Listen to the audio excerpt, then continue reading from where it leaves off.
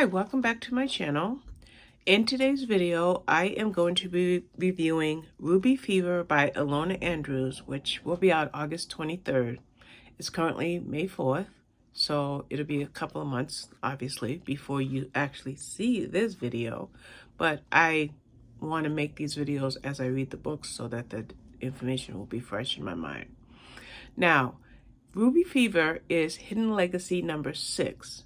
But if you read this series by Ilona Andrews, then you really have Hidden Legacy Series 1 and Hidden Legacy Series 2. Series 1 is the trilogy that is Nevada Baylor's story, and Hidden Legacy 2 is Catalina Baylor's story. But it's listed as 6. So I'm going to tell you what the other ones are because, yes, I read them all. I read all in one of the novellas, but I didn't read most of the novellas. But the main stories are Burn for Me, White Hot, and Wildfire. Those are Nevada story. For Catalina, we have Sapphire Flames, Emerald Blaze, and this one, Ruby Fever. So you notice how you have Sapphire, Emerald, and Ruby. So I like that Catalina's story had those gems as part of the title.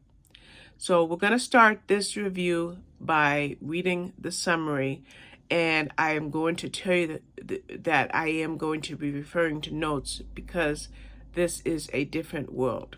Okay, so let's get started here.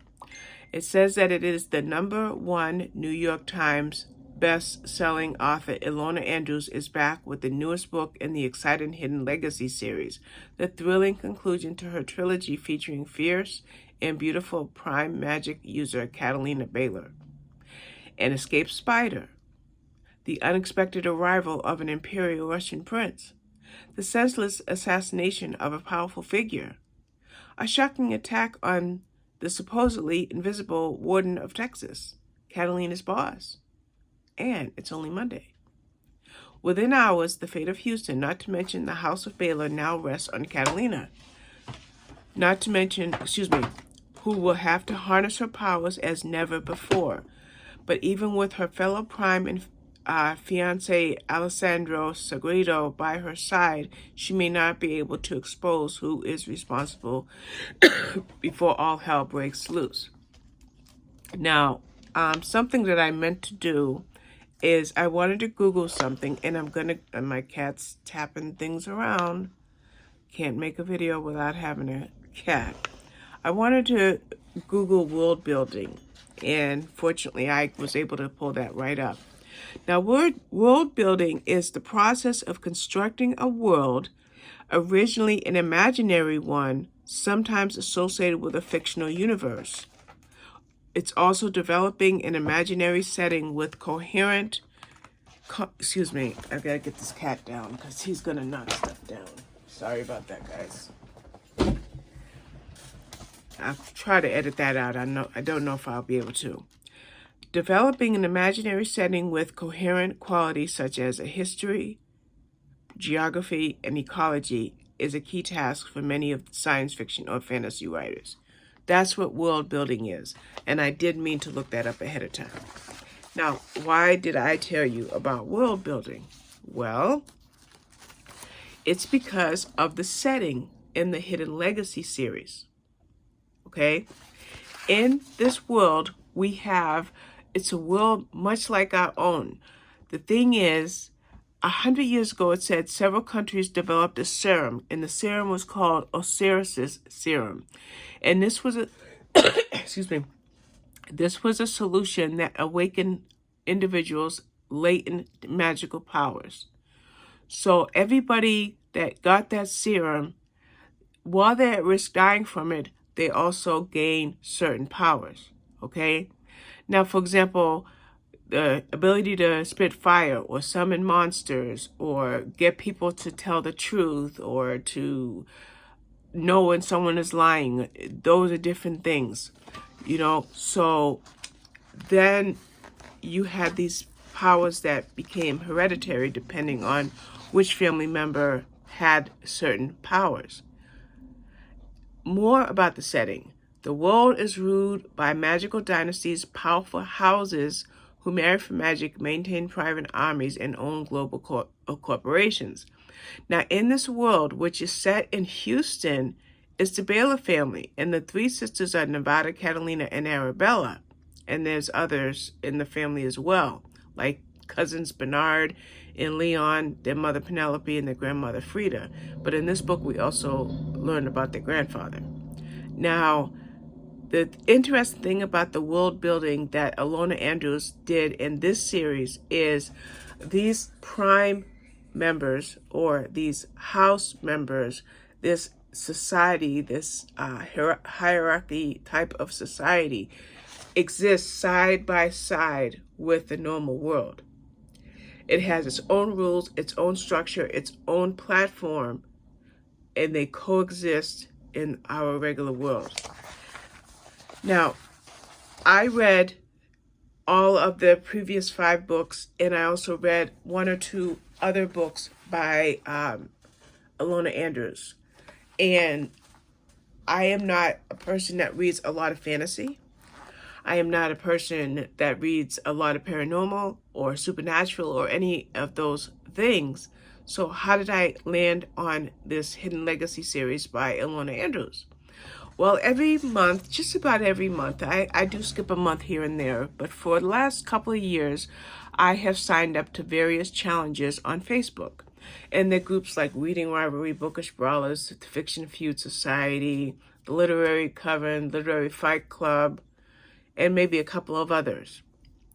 And one month, one of the groups, the whole challenge for that month was urban fantasy.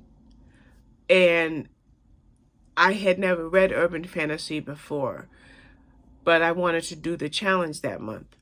So I asked my friend Fashawn, do you know any urban fantasy books so that I can try to do get the criteria for the challenge?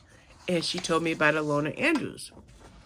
So I was able to go, I think I went to my online library, I'm pretty sure, or Fashawn had, and one way or another, I started listening to the series. And on my blog, I did a series review of all of Nevada's books, the 3 books for the first 3 in that first trilogy. And then I did the book review for book 4, or it's actually book 1 in the second trilogy.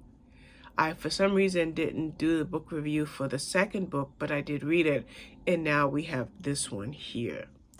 Now, I wanted to give you all of that background because this is something that's not part of my everyday repertoire of what I read, review, talk about. But let's get back to a little bit about this world that Ilona Andrews has built. And by the way, did I already tell you that Ilona Andrews is husband and wife team, Ilona and Andrew Gordon? They're a husband and wife writing team. Some of the things that make up this world are words like prime. What is a prime? Prime is the highest rank of magic user. Can set anyone and anything on fire. Enerkinetics. Magic users who manipulated raw magical energy. Ranks. Magic users are segregated into 5 ranks: minor, average, notable, significant, and prime. The difference between minor and prime is enormous because you have minor over here and you have all the ones in between, and you have prime over here. So obviously, why don't we do it like this? Minor and it goes up, and prime is up here. Then you have houses, a family with a powerful magic that is considered a house where it produces at least 2 primes within 3 generations. How creative can you get? I mean, the glossary of terms is huge. Geokinesis, mastery over earth. Elegius, ability to distinguish lie from truth, also known as truth-seeking. I wish I had that type of imagination. Now, the thing is, since I read mystery thrillers and cozy mysteries and romances and romantic comedy and women's fiction, how am I going to put my mind into that world? How am I going to fit into that world? Not hard at all.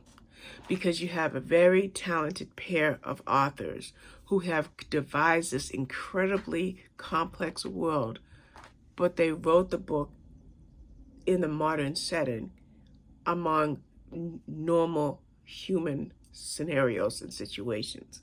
Very easy to read, very easy to follow, very easy to fall in love with. Now, Nevada Baylor, who was in the first 3 books, was just the most perfect protagonist.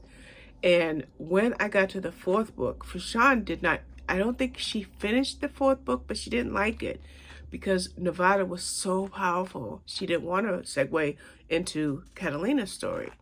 But I am a series fanatic. If I read book 3, then I want to read books 4 and book 5 and book 6 and so forth. That's just the way that I've always been. So I started reading Catalina's story. Now, when we met Catalina in the first part of Nevada's trilogy, Catalina was a teenager. Well, now she's a very young adult in her very early 20s, I think 22 or 23 by the time the 3rd book in her trilogy comes up. So in this series, in this particular story, when I read the blurb, you saw all of those things that had happened, like that missing spider, an Imperial Russian prince, and so forth. While all of that's going on, time is of the essence for Catalina, and also for her fiance Alessandro. And I'm telling you, I loved the book. I really, really did. I don't know how I am going to write such a review that is for such a complicated book, but a readable review, just like I'm hoping this video is something that you can understand and enjoy and want to read. Now, when I look at Goodreads, the basic gist of the Goodreads reviews are people were looking forward to the book. Well, guess what? I got the book early. I've had it for a month, but I finally got to it and I read it and I loved it. Now, one thing that I don't know is there were 3 Baylor sisters. There was Nevada, Catalina, and Alessandro. I'm curious if Alessandro is going to get a trilogy. I don't know. There's nothing that I have been able to find, but I personally don't want this to end. I don't. Will it end with Catalina's story, and will Ilona, because Ilona Andrews is also writing the Kate, what series is, because I read a couple of those. Let me tell you which those. I want to say Kate Daniels. I'm pretty sure it's Kate Daniels. Yeah, Ilona Andrews also wrote the Kate Daniels series, and I read a few of those. So while that series is still going, we'll see if anything more happens with Hidden Legacy.